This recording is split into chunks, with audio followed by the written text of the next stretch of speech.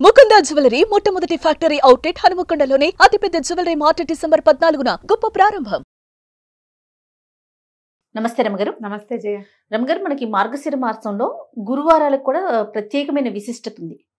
లక్ష్మీదేవికి పూజ చేస్తాం కదండి, ఒకసారి ఆ విశిష్టత మాట్లాడుకుందామండి. ఏటా చెప్తున్నాము, మళ్ళీ ఇప్పుడు కూడా కొత్తగా ఇంకొకసారి చెప్పుకుంటాం. మార్గశిరము పురుషోత్తమ మాసం అని చెప్పుకున్నాం ముందే. మనం విష్ణు సంబంధమైన మాసం. ఇప్పుడు మనం విష్ణు సంబంధమైన మాసాలని ముందు మాసాల్లో కూడా చెప్పాం. అవును. శ్రవణ నక్షత్ర సంబంధమైనది శ్రావణ మాసం. అప్పుడు లక్ష్మీదేవి పూజ విశేషంగా అయ్యవారిని కూడా చదువుకోండి. అక్కడి నుంచి శ్రావణం తర్వాత భాద్రపదం లేదు, ఆశ్వీజం తర్వాత కార్తీకం. ఆశ్వీజ మాసం అంతా దుర్గా పూజ చేసాం. అవును. తర్వాత కార్తీకమేమో దామోదర ప్రీత్యర్థం చేసాం. ఈ మార్గశిరము సాక్షాత్తు విష్ణు స్వరూపం. అక్కడ కార్తీక దామోదర ప్రీత్యర్థం శివాభిషేకం, దుర్గాభిషేకం చెప్పుకున్నాం. శివాభిషేకం చెప్పాం, కార్తీక దామోదర ప్రీత్యర్థమే సాలగ్రామ దానం, అన్ని కూడా అలా చెప్పాం. ఇక్కడ పూర్తిగా ఇది విష్ణు మాసమే. అయితే ఈ విష్ణు మాసంలో ఉన్న గురువారాలు చాలా ప్రత్యేకమైనవి. మామూలుగా మనం శుక్రవారం లక్ష్మీ పూజ చేయటం మన ఆనవాయితీగా ఉంటుంది. అవును. ఇంచుమించు భారతదేశం అంతా కూడా ఫ్రైడే శుక్రవారం లక్ష్మీదేవికి అంకితం చేసి ఉంచుతారు. అవును, చేస్తారు. అట్లాగే ఈ ప్రత్యేక మాసంలో గురువారం కూడా లక్ష్మీదేవికి అంకితం చేయబడి ఉంటుంది. మనం అనంగానే మనమంతా గురువారం గురువారం అంటాం. లక్ష్మీవారం అనే వాళ్ళు చాలా మంది కనపడతారు. పల్లెటూర్లలో మనం వింటుంటాం లక్ష్మీవారం అంటాం. ఈ శుక్రవారం నాడు ఏ ఏ పనులు చేయకూడదు, డబ్బులు ఇవ్వకూడదు, ఇల్లు తడిపెట్టబెట్టే ఇల్లు బూజులు దులపకూడదు. కొన్ని ప్రాంతాల్లో ఈ గురువారాన్ని లక్ష్మీవారం అంటాం. మనకు కనిపిస్తుంది, పల్లెటూళ్ళల్లో కనపడుతుంది. అది కాక పల్లెటూళ్ళలో మనవాళ్ళు కాదు, తుని ఆ ప్రాంతాలు, విశాఖపట్నము, శ్రీకాకుళం ఆ వైపు, కొంచెం ఒరిస్సా వైపుకి వెళ్లే కొందికి దాన్ని లక్ష్మీవారంగానే చెప్తారు. లక్ష్మీవారం అంటారు. ఆ రోజున మనం ఇళ్ళు బూజులు దులపటం కానీ, తర్వాత ఏమో చెత్త బయట పడేయటము, పాత సామాన్లు తీసి బయట పారేయటము, అలాంటివి కూడా చెయ్యరు. గురు శుక్ర 2 రోజులు పట్టింపే వాళ్ళకి. ఓకే. మనం మిగిలిన రోజులంతా శుక్రవారమే పాటించిన మార్గశిరంలో మాత్రం ప్రత్యేకంగా లక్ష్మీ పూజ చేసుకోవటం ఒక విధానంగా కనపడుతుంది. ఇప్పుడు మనం మామూలుగా అసలు రోజువారీ లక్ష్మీ పూజ కాకుండా మార్గశిర గురువార వ్రతం అని ఒక నోము కూడా ఉంది. నోముకు ఒక నియమం, పూజ అయ్యేదాకా ఏమీ తినకూడదు. గురువారం నాడు నెత్తికి నూనె రాసుకోకూడదు, పూజ అయ్యేదాకా తలకాయ దువ్వుకోకూడదు, ఏమీ తినకూడదు. ముందు చెప్పిందే ఇది. తర్వాత పూజ అయిపోయాక ప్రసాదం పుచ్చుకుని ఈ కథని ఎవరికైనా చెప్పాలి. తెలిసిన వాళ్ళకైనా సరే కథ విను అని ఫోన్లో అయినా కథ చెప్పేయాలి. ఇది నియమం. ఈ నియమం ప్రకారం మనకి ఇళ్లలో ఎవరికైతే మార్గశిర గురువార వ్రతాలు ఉన్నాయో, నోములు వ్రతాలు ఉన్న కుటుంబాలు కొన్ని ఉంటాయి, అలవాటుగా అనుచరణంగా వచ్చినవి. మీకు అలవాటు ఉంటే లక్షణంగా చేసుకోండి మీ పద్ధతుల ప్రకారం. అలవాటు లేదు, మనకు తెలీదు, మనం ఇప్పుడే వింటున్నాం, లేదా 4 ఏళ్ల క్రితం చెప్పడం మొదలుపెట్టాం, 4 ఏళ్ల నుంచి వింటున్న వాళ్ళు, ఇవాళే వింటున్న వాళ్ళు కూడా హాయిగా సంతోషంగా లక్ష్మీ పూజ చేసుకోండి. మార్గశిర మాసం పురుషోత్తమ మాసం కాబట్టి అమ్మవారి లక్ష్మీదేవి నిత్యానపాయిని, ఆయన్ని అనుసరించి ఉంటుంది.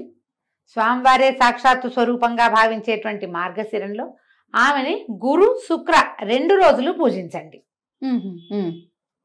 గురువారం నాడు మనం ఎలాగో కథ చెప్తాం కదా, అవును, హాయిగా ఈ కథ వినేయండి. ఆ కథ అందేసుకుని అక్షంతలు చేత పుచ్చుకోండి. లక్ష్మీ పూజ అయిపోయాక చివర ఆ కథ విన్నాక అక్షంతలు కొన్ని అమ్మవారి మీద వేసి కొన్ని మన మీద వేసుకోండి. ప్రత్యేకంగా స్వరూపము ఏమీ పెట్టుకోక్కర్లేదు. మీ ఇంట్లో ఏ లక్ష్మీదేవి పటం ఉందో, ఏ లక్ష్మీదేవి విగ్రహమో ప్రతిమా విశేషమో ఉంటుంది. కొంతమంది దగ్గర కాయిన్స్ ఉంటాయి, బంగారు రూపులు ఉంటాయి. వాటికి పూజ చేసుకునే అలవాటు ఉంటే చక్కగా ఆ రూపుకే, ఆ ప్రతిభకే, ఆ ఫోటోకే పూజ చేసుకోండి. లక్ష్మీ పూజ సులువుగా చేసుకునే విధానం చిన్న చిన్న పుస్తకాలు దొరుకుతాయి. లక్ష్మీ పూజా విధానం కొనుక్కోండి, 5-10 రూపాయల్లో దొరుకుతుంది. ఓకే. ఆన్లైన్ కూడా లక్ష్మీ పూజా విధానం దొరికేస్తుంది. మీరు శ్రీ సూక్తంతో చేసుకోవచ్చు. మామూలుగా షోడశోపచారాల పూజకి కూడా చిన్న చిన్న పుస్తకాలు అవైలబుల్గా ఉంటాయి. అవి చూసుకుని చక్కగా చేసేసుకోండి. పూజ చేసుకోవటం 5 వారాలు 4 వారాలు వస్తాయి. ఈ సంవత్సరం 4 గురువారాలు ఉన్నాయి. ఎందుకంటే డిసెంబర్ 2 నుంచి మనకి మార్గశిర మాసం మొదలైంది. పోలిపాడ్యం చేసుకున్నాం కదా. అంటే ఈ నెల 4 గురువారాలు ఉన్నాయి. 4 గురువారాలు వచ్చినాయి. మార్గశిర గురువారాలు 4. ఒక సంవత్సరం 5 వస్తాయి. అవును.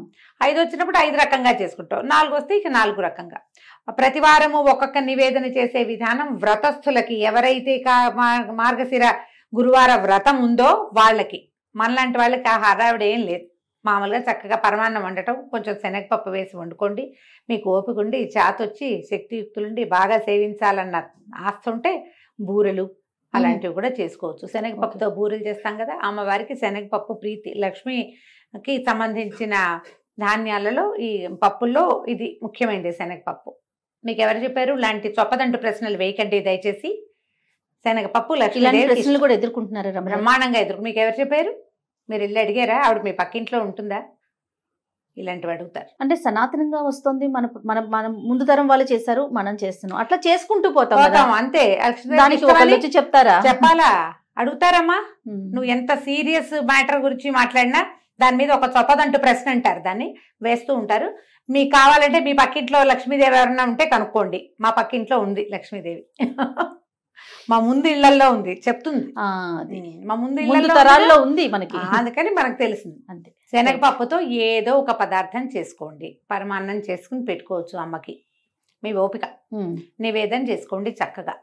గురువారం నాడు లక్ష్మీదేవిని పూజించి, శుక్రవారం నాడు ఎలాగో మనం ప్రతి శుక్రవారం పూజ చేసుకునే అలవాటు ఉన్న వాళ్ళు మానేయాలా అని డౌట్ వస్తుంది. మానొద్దు. ఓకే. ఈ నెలలో వారానికి 2 సార్లు లక్ష్మీదేవిని పూజిస్తాం. రోజు లక్ష్మీ పూజ అలవాటు ఉన్న వాళ్ళ సంగతి ఇక మహత్తరంగా ఉంటుంది, వాళ్ళు ఎలాగో చేసుకుంటారు. శుక్రవారం స్పెషల్తో పాటు గురువారం కూడా స్పెషల్ చేసుకోండి. దీనికి ఒక వ్రత కథ కూడా ఒకటి చెప్పబడుతుంది, చిన్న కథే, అది చెప్తాను. పూర్వం ఒక బ్రాహ్మణ కుటుంబం ఉండేది. పెద్ద భార్య, మొదటి భార్య చనిపోయింది. ఆ భార్యగా సుశీలని ఒక కూతురు ఉండేది. ఈ పాపాయి ఉండగానే తండ్రి ఇంకో ద్వితీయ వివాహం చేసుకున్నాడు. ఇలాంటి కథలు విన్నప్పుడు ఈ రెండో పెళ్ళి ఎందుకు చేసుకోవాలి, అదే భర్త చనిపోతే వాళ్ళ అమ్మ పెళ్లి చేసుకుంటుందా, ఇలాంటి ప్రశ్నలు కూడా ఎప్పుడూ తలెత్తుతూనే ఉంటాయమ్మా. పురాతనపు పద్ధతుల్లో ఏంటంటే ఆడవాళ్ళు లేనిదే ఇళ్ళు నడిచేవి కాదు. మగవాళ్లే ఆడపని మగ పని చేసేసేయటము కుదిరేది కాదు. పైగా బ్రాహ్మణ గృహాలలో వీళ్ళకి అగ్ని అవన్నీ నియమాలు ఉండేవి. తప్పకుండా యజనం చేయాలి, రోజువారీ హోమము, దానికి స్త్రీ సహాయం చాలా అవసరం. ఆడవాళ్ళు హోమానికి ఉండటమే కాకుండా సహాయానికి రెండిటికి కావాలి. ఒక ఆడపిల్ల ఉంటే దానికి వివాహం చేయాలన్నా తల్లి లేనిదే, ఆడమనిషి లేనిదే అవన్నీ సాగవు. కాబట్టి తప్పకుండా ద్వితీయ వివాహాలు జరిగేవి. పురాతన గాథల్లో మనకి ఇవే కనపడతాయి. మన తాత ముత్తాతల్లో ఇద్దరిద్దరు భార్యలు ఉన్న వాళ్ళు మనకే ఉంటారు బోళ్ళంతమంది. మనమే కొంచెం పూర్వ చరిత్ర తిరగేస్తే మన ముందు 3-4 తరాల ముందు ఖచ్చితంగా కనపడతారు మనకి. నీకు ఏం చేసేదేం లేదు దాని మీద. అయితే ఇంకో వివాహం చేసుకున్నాడు ఆయన తండ్రి. ఈ చిన్నపిల్ల ఒక 4-5 సంవత్సరాల పాప ఉండగా సుశీలని. అయితే ఆయనకి రెండో భార్యకి కుమారుడు, ఒక పిల్లలు కలిగారు వరుసగా. ఇది సవితల్లి ఆవిడ ఏం చేసింది, మారుటి తల్లి ఈ పిల్లకి చంటి పిల్లల్ని ఎత్తుకోవటానికి అప్పచెప్పేది. పిల్లని ఆడించు, తమ్ముడిని ఆడించు, చెల్లిని ఆడించు అని ఆడించడానికి ఇచ్చి పిల్లలకి, ఈ పెద్ద పిల్లకి కాలక్షేపానికి అంత బెల్లం ముక్క పెట్టేది. సో ఈ బెల్లం ముక్క తీసుకో, తమ్ముడిని ఆడించు కాసేపు అంటే తమ్ముడిని తీసుకుపోయేది పిల్ల. తల్లి వచ్చేసరికి ఒక 5-7 సంవత్సరాలు ఉంది. రెండో ఆవిడ వచ్చేసరికి, ఈ పిల్లాడి పుట్టేసరికి దానికి ఒక 7-8 ఏళ్ళు వచ్చినాయి. పిల్లల్ని చంకనేసుకుంటారు 7-8 ఏళ్ల పిల్లలు. అయితే పక్క ఇళ్ల వాళ్ళందరూ మార్గశిర గురువారం నోవులు చేసుకుంటున్నారట. చక్కగా కుందర బొమ్మలాగా ఉండి పిల్లల్ని ఎత్తుకుని తిరిగే ఈ పిల్లని చూసి వాళ్ళు అన్నారు, వసే రావే నువ్వు కూడా నోవు నోచుకుందు కానీ అని పిలిచారు. పిలిస్తే వాళ్ళ ఇంట్లో నోవు ఆ మంత్రాలు అవి వింటుంటే పిల్లకి సంతోషంగా అనిపించింది. ఏం చేసిందట, తమ్ముడు పక్కన కూర్చోబెట్టి వాకిట్లో ఉన్న బంకమట్టి తీసి చక్కగా చిన్న గుండలాగా చేసి లక్ష్మీదేవిలాగా తయారు చేసుకుంది. తన కోసం ఒక ప్రతిమ. అక్కడికి పువ్వులు కావాలి పూజకి. జిల్లేడు పువ్వులు తెచ్చుకుని జిల్లేడు పువ్వులతోటి ఆ లక్ష్మీ అమ్మవారికి పూజ చేసేది. షోడశోపచారాలు ఉన్నాయిగా, ఉపచారాలు చెప్పుకుని పూజ చేసి తనకి ఇచ్చిందిగా వాళ్ళ పిన్ని బెల్లం ముక్క, ఆ బెల్లం ముక్కని నివేదన పెట్టేది. మార్గశిర గురువారాలు 5 వారాలు వచ్చినాయి ఆ సంవత్సరం. 5 వారాలు చేసుకుంది. పక్కింటి వాళ్ళు వారానికి ఒక దీనిలాగా మొదటి వారం పులగం, రెండో వారం అట్లు తిమ్మనం, అలాగా 3వ వారం చక్కెర పొంగలి నివేదనలు పెట్టారు. ఈ అమ్మాయికి అవన్నీ చేత కావు, చిన్నపిల్ల కదా, మళ్ళీ పిన్నిని అడిగితే ఏమంటుందో, బెల్లం ముక్క మాత్రం నివేదన పెట్టేది. అట్లా ఏటా చేసుకునేదట. 11 సంవత్సరాలు వచ్చేసరికల్లా 3-4 సార్లు చేసేసింది. ఈ 11 ఏళ్ల పిల్లకి పెళ్లి చేశారు. వెనకాల 2-3 తమ్ముళ్ళు, 2 చెల్లెళ్ళు ఉన్నారు. అయితే పెళ్లి చేస్తే ఈ పిల్ల ఏం చేసింది, అత్తవారింటికి వెళ్ళిపోతూ ముందు వెళ్ళలా, 11వ ఏట ఏం వెళ్ళిపోలే, అలా పంపేవాళ్ళు కాదు, వ్యక్తురాలు అయ్యాక పంపించేవాళ్ళు. తర్వాత కూడా కొన్నాళ్ళు ఇక్కడే పూజ చేసుకునేది. అమ్మ నాన్న శుభ్రంగా ఉండేవాళ్ళు, చక్కగా పిల్లలు కలిగారు, ఇల్లు వాకిళ్ళు లక్షణంగా బాగుండేవి. పిల్ల వ్యక్తురాలు అయిన తర్వాత ముహూర్తం చూసుకుని అత్తవారు వచ్చి అమ్మాయిని కాపురాన్ని తీసుకుపోయారు. అడ్డుకి తీరిపోయాక తీసుకెళ్తే వెళ్తూ వెళ్తూ ఈ అమ్మాయి ఏం చేసింది, తను పూజ చేసిన ఆ బంకమట్టి లక్ష్మీదేవి ఉంది కదా, లక్ష్మీదేవి ప్రతిమ, మృణ్మయ ప్రతిమ, అది తీసుకుని వెళ్ళిపోయింది. తీసుకెళ్ళిపోయాక అత్తవారు కొంచెం పర్వాలేదు బాగానే ఉండేవాళ్ళు. ఈ అమ్మాయి వెళ్ళేసరికి వాళ్ళకి ఇప్పటి ముప్పటిగా పాలు పొంగినట్టు సిరులు పొంగిపోయినాయి వాళ్ళ ఇంట్లో. చక్కగా ఏటా నువ్వులు చేసుకునేది లక్షణంగా. అంతకుముందు ఇక్కడ ఉంటే బెల్లం ముక్కలు అవి పెట్టేది. అక్కడ అత్తవారింటికి వెళ్ళాక దాని సొంత ఇల్లు, సొంత ప్రపంచంగా చక్కగా వారానికి ఒక నివేదన చొప్పున చేసుకుని లక్షణంగా వ్రతం చేసుకుని అందరినీ పిలిచి తాంబూలాలు వాయినాలు ఇచ్చి లక్ష్మీదేవికి సంతోషం ప్రీతికరంగా ఉండే పనులన్నీ చేసేది. ఇప్పుడు ఇక్కడ ఒక ప్రశ్న, లక్ష్మీదేవికి ప్రీతికరమైన పనులు ఏమిటి? మొదటిది ఇల్లు శుభ్రంగా ఉంచుకోవటం, ఆడవాళ్ళు గయ్యాళిగా ఉండకపోవటం. గయ్యాళి ఆడవాళ్ళకి సిరి నిలవదు. మనం ఇప్పుడు వెంటనే మనకు ఒక లిస్ట్ వస్తుంది, అబ్బో మా వాళ్ళు గయ్యాలి వీళ్ళు గయ్యాలి వాళ్ళ దగ్గర డబ్బులు ఉన్నాయి. సిరి అంటే డబ్బు ఒకటే కాదమ్మా, అన్ని చాలా ఉన్నాయి. సౌభాగ్యం, భర్తలతోటి ఆనురూప్యం, వాళ్ళతోటి ఒక కలిసి ఉండటం, సంతానము, ఆరోగ్యం, నలుగురిలోను పెంపు, ఘనత, ఇవన్నీ కదా ఐశ్వర్యం అంటే. చక్కగా ఉండేది. ఈ ఇష్టం వీటితో పాటుగా ఇల్లు శుభ్రంగా ఉంచుకోవటం, ఇవన్నీ కూడా వచ్చిన వాళ్ళని అతిథి అభ్యాగతులను సేవించడం లక్ష్మీదేవికి ఇష్టం. ఇల్లు వాకిళ్ళు శుభ్రం, మనుషులు శుభ్రంగా ఉండటం, పూజ గది ఎప్పుడు కళకళలాడుతూ ఉండటం, వచ్చిన వాళ్ళని కనుక్కోవటం, మంచి ప్రవర్తన, పోట్లాటలు కలహ కారణాలు ఉండకపోవటం, అవి లేని చోట లక్ష్మి ఎప్పుడు స్థిరంగా ఉంటుంది. అన్ని రకాల లక్ష్ములు బాగుంటాయి. అయితే ఏమైంది, ఇప్పుడు ఎప్పుడైతే ఈ పిల్ల వివాహం అయ్యి అవి అడ్డుదీరి వెళ్ళిపోయిన తర్వాత మెల్లిగా తండ్రి పరిస్థితి దిగనాసిల్లిపోయింది. నానాటికి తీసుకట్టు నాగం భట్టు అయ్యింది. చివరికి కూతురు బాగా సంపన్నురాలు అయ్యేసరికి వీళ్ళు దిగనాసిల్లిపోయారు. ఏమిటో ఎప్పటికప్పుడు పోవటమే వాళ్ళ ఇంట్లో, ఏది నిలిచేది కాదు. ఎంతో బాధగా ఉండేది తల్లికి తండ్రికి. అయితే ఏం చేశారట వాళ్ళు, తమ్ముడిని పంపించిందట పినతల్లి. కొంచెం పర్వాలే బాగానే చూసింది, అంత పెద్దగా అయ్యాలేం కాదు ఆవిడ. అక్కయ్య దగ్గరికి వెళ్ళరా, మన పరిస్థితి బాగుండలేదని చెప్పు, ఏదైనా ఇస్తే పట్టుకురమ్మని పిల్లవాడిని పంపించింది. కొడుకేమో వెళ్ళాడు వాళ్ళ ఇంటికి. వెళ్తే అక్కయ్య వాడికి అన్నం పెట్టి అన్ని 4 కనుక్కుని, అయ్యో వీళ్ళ పరిస్థితి బాగుండలేదు, డబ్బుగా ఇచ్చి పంపిస్తే చుట్టుపక్కల వాళ్ళు చూస్తారు, భర్త వాళ్ళు ఏమనుకుంటారోనని ఏం చేసింది, ఒక వెదురుగాడని ఇంత పొడుగాటి కర్రని జాగ్రత్తగా తొలిపించి దాని నిండా బంగారు నాణేలు పోసి దాన్ని కవర్ చేయించేసి, ఒరే ఇంటికి పట్టుకెళ్ళరా తమ్ముడు అని కర్ర చేతులు పెట్టింది. ఈ పిల్లాడు అది అక్క కర్రే ఇచ్చింది అనుకున్నాడు, అందులో డబ్బులు ఉన్నాయనే సంగతి తమ్ముడికి అమ్మాయి చెప్పల. కర్ర పుచ్చుకుని వెళ్ళాడు. వెళ్ళేసరికి అలా మధ్యదారిలో ఎక్కడో కర్ర దేనికో ఆనించి ఎక్కడో కూర్చుని పడుకుని నిద్రపోయాడు. అది వాడి సొంత కర్ర కాదు కదా, అలవాటు కూడా లేదు, మర్చిపోయి వెళ్ళిపోయాడు. ఎవరో చేపాటి కర్ర బాగుందని తీసుకుపోయారు. వాళ్ళు అదృష్టవంతులైతే వాళ్ళకి దొరుకుంటుందా లక్ష్మీదేవి. తల్లి అడిగింది, ఏమిచ్చిందిరా అక్క అంటే, ఏమో నమ్మ కర్ర ఇచ్చింది, అది నేను ఎక్కడో వదిలేశాను అన్నాడు. ఆవిడకి అర్థం కాల, కూతురు ఏం పంపింది ఏమిటి సంగతి. మళ్ళీ కొన్నాళ్ళు పోయాక మళ్ళా కొడుకుని పంపించింది.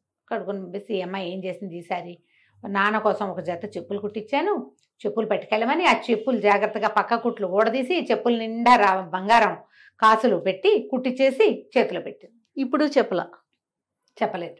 పిల్లాడు చెప్పకూడదు, ఊరికే చెప్పులు నాన్నకి అంటే పట్టుకుపోతాడు అనుకుంది. ఒక గుడ్డలో చుట్టిచ్చింది. వాడు ఆ చెప్పుల మూట దీని మీద పెట్టి ఒక గట్టు మీద పెట్టి చెరువు గట్టును పడుకున్నాడు చల్లగాలికి. ఎవరో చెప్పులు పెట్టిపోయారు.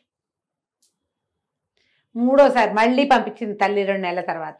ఈ అమ్మాయి ఒక గుమ్మడికాయ పై డిప్ప తీసి లోపల గింజలన్నీ తీసేసి దాని నిండా బంగారు కాసులు పోసి పంపించింది. ఆ బంగారు కాసులు గుమ్మడికాయ కూడా వాడు వదిలేశాడు. అంటే సంధ్యావందనాన్ని దిగాడు, ఎవరో గుమ్మడి పండు బాగుందని బ్రాహ్మలు ఎవరో వెళ్తున్న వాళ్ళు ఎవరో వదిలిపెట్టి పోయారనుకుని తీసుకుపోయారు. ఇక చివరికి తల్లికి అనిపించింది, ఇక్కడ అమ్మాయి ఏదో సహాయం చేయడానికి ప్రయత్నం చేస్తోంది, పంపిస్తోంది ఏవో వస్తువులు, సరిగ్గా తేలేకపోతున్నాడు. సరే నేనే వెళ్తానని తండ్రిని పెద్ద కొడుకుని వదిలిపెట్టి చిన్నపిల్లలు ఆడపిల్లలు ఉంటే వాళ్ళందరినీ వెంబడి పెట్టుకుని పెద్ద కూతురు ఇంటికి వెళ్ళింది.